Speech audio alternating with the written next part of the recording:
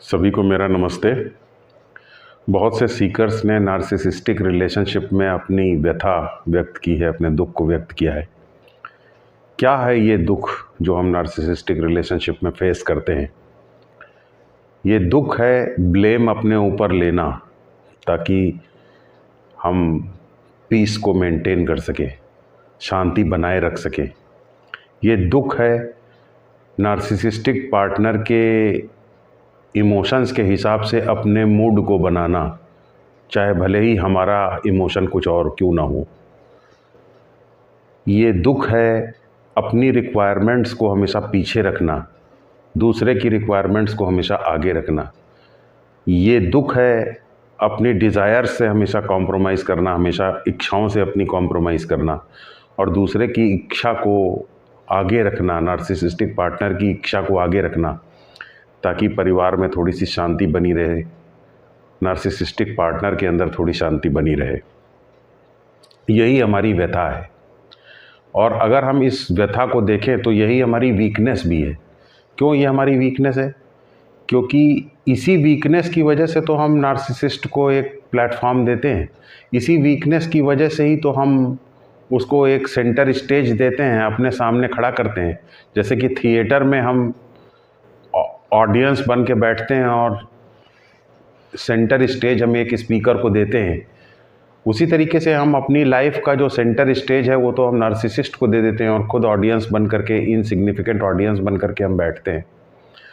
तो एक तरीके से देखा जाए तो हमारी जो वीकनेस है वो ज़्यादा बड़ी प्रॉब्लम है। नार्सिसिज्म उतनी बड़ी बीमारी नहीं है जितनी बड़ी बीमारी हमारी सह निर्भरता है, जितनी बड़ी बीमारी हमारी को डिपेंडेंसी है, सह निर्भरता जिसे हम कह सकते हैं हिंदी में, वो ज़्यादा बड़ी बीमारी है नार्सिसिज्म की तुलना में। क्योंकि नार्सिसिस्ट को इम्पॉर्टेंट तो हम ही बनाते हैं, हमारी को डिपेंडेंसी एक नार्सिसिस्ट को इम्पॉर्टेंट बनाने का काम करती है। तो ये ज़्यादा बड़ी प्रॉब्लम है। और फिर हम जब इस व्यथा में रहते हैं, को डिपेंडेंसी या सह निर्भरता के हम दुख में रहते हैं, तब हमें ये पता चलता है कि हमारे जीवन की जो खुशियाँ हैं वो कितनी क्षणभंगुर हैं। कभी भी नार्सिसिस्ट जब चाहता है तब वो खुशियाँ हमसे ले लेता है, जब चाहता है तब वो हमारी क्रिएटिविटी को हमसे छीन लेता है, जब चाहता है वो हमारी ओरिजिनलिटी को हमसे छीन लेता है। जैसा चाहता है वो हमारे साथ वैसा बर्ताव करता है और हम उसके हिसाब से ही ढलते चले जाते हैं, उसके हिसाब से ही अपने जीवन से हम कॉम्प्रोमाइज़ करते चले जाते हैं।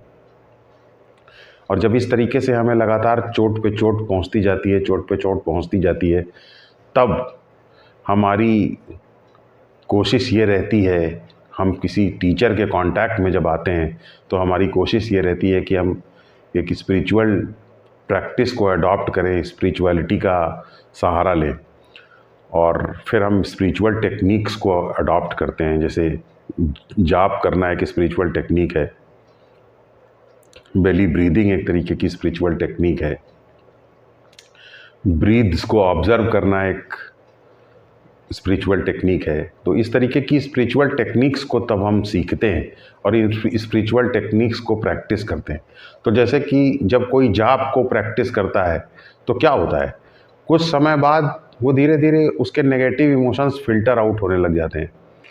हमारे बहुत सारे साइकोलॉजिस्ट हैं जो ये बताते हैं कि को डिपेंडेंसी को हम कैसे फ़ाइट करें, ये जो सह निर्भरता है इससे हम कैसे बचें। लेकिन मैं आपको ये बताना चाहता हूँ कि सह निर्भरता बातचीत करने से नहीं जाएगी, क्योंकि ह्यूमन बीइंग के अंदर विल नहीं होती है।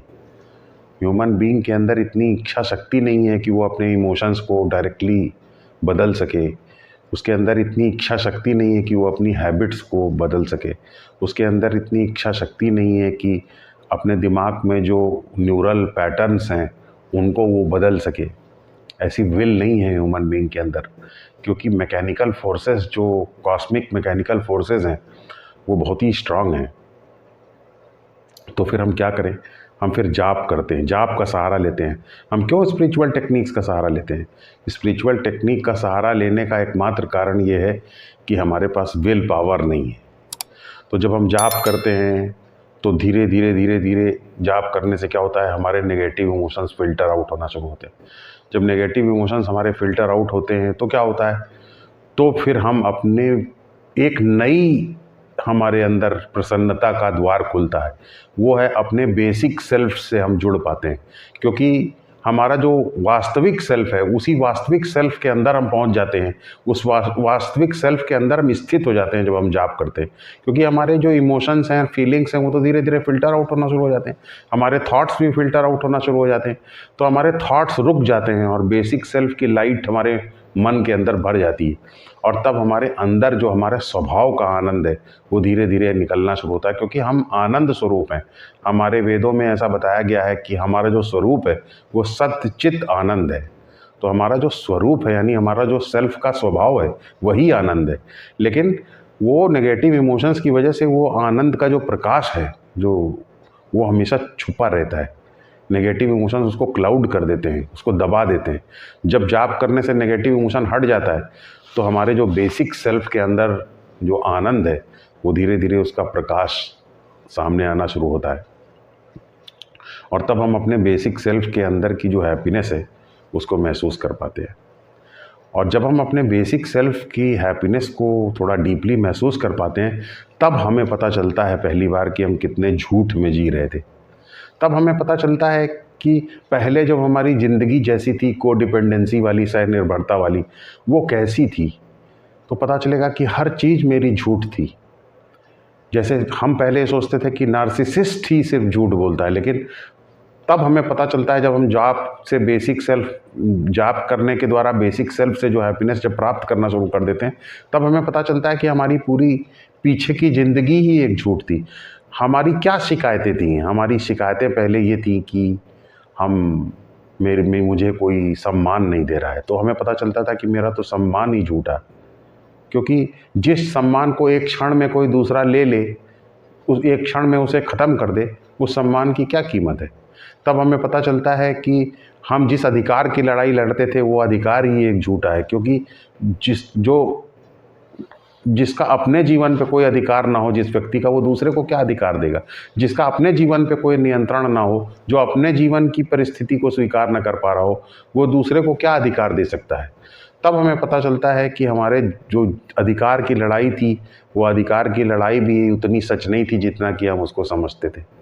तो धीरे धीरे हम ये समझ पाते हैं कि कैसे हमारा जीवन एक झूठ था पहले, कैसे हम जो प्लेजर एक्सपेक्ट करते थे, जो खुशी एक्सपेक्ट करते थे अपने नार्सिसिस्ट पार्टनर से और दूसरे लोगों से, वो खुशी को भी हम पाते थे कि वो कितनी क्षणभंगुर और कितनी झूठी थी।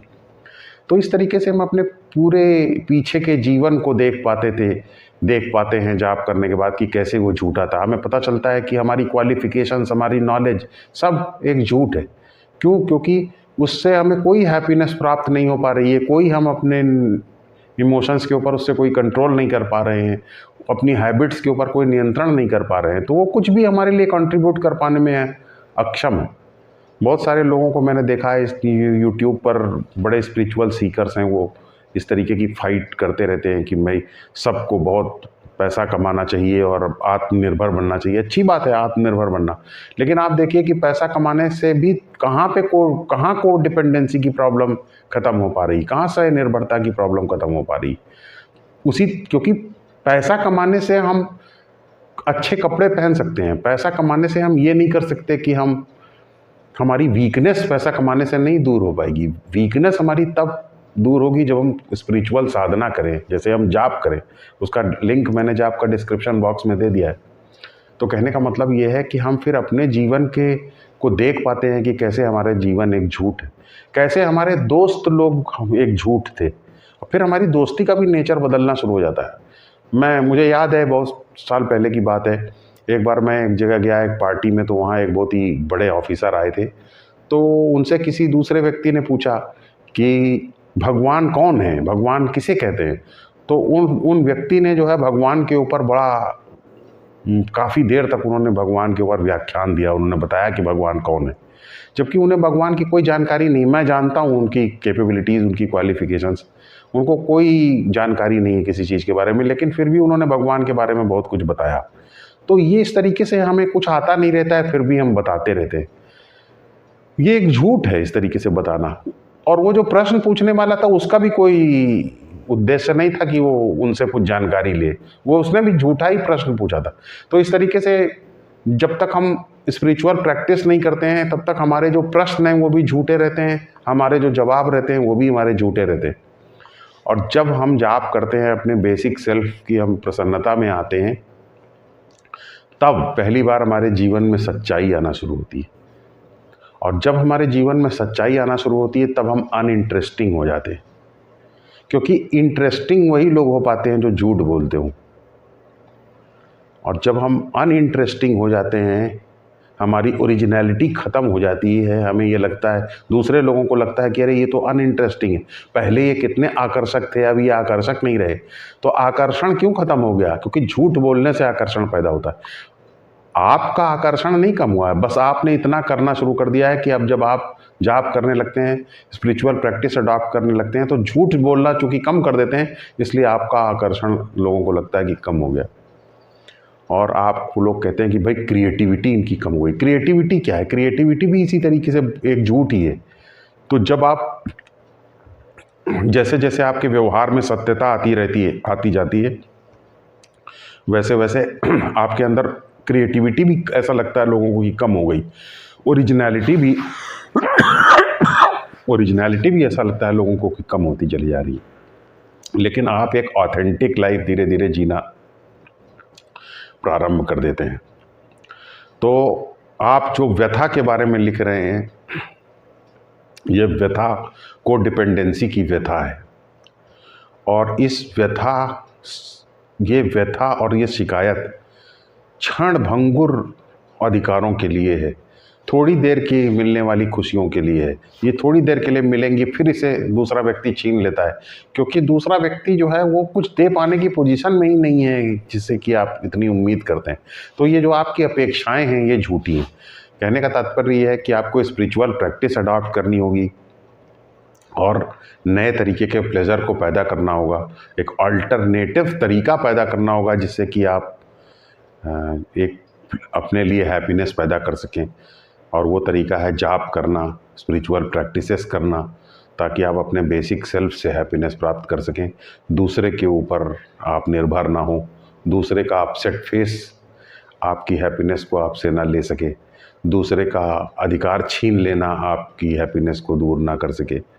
तो इस तरीके से जब आप स्पिरिचुअल प्रैक्टिसेस अडॉप्ट करते हैं तो आपका जीवन धीरे धीरे बदलना शुरू हो जाता है। बहुत सारे लोग स्पिरिचुअल प्रैक्टिस करते हैं, लेकिन स्पिरिचुअल प्रैक्टिस करने के बाद भी जाप इत्यादि करते हैं, लेकिन नेगेटिव इमोशंस उस वक्त तो जब वो जाप करते हैं कम हो जाते हैं, लेकिन फिर से नेगेटिव इमोशन सामने आकर के खड़े हो जाते हैं। इसकी वजह है एक बड़ी मिस्टेक करना है, और उस मिस्टेक को मैं चाहता हूँ कि सारे सीकर्स को वो मिस्टेक दूर करनी चाहिए।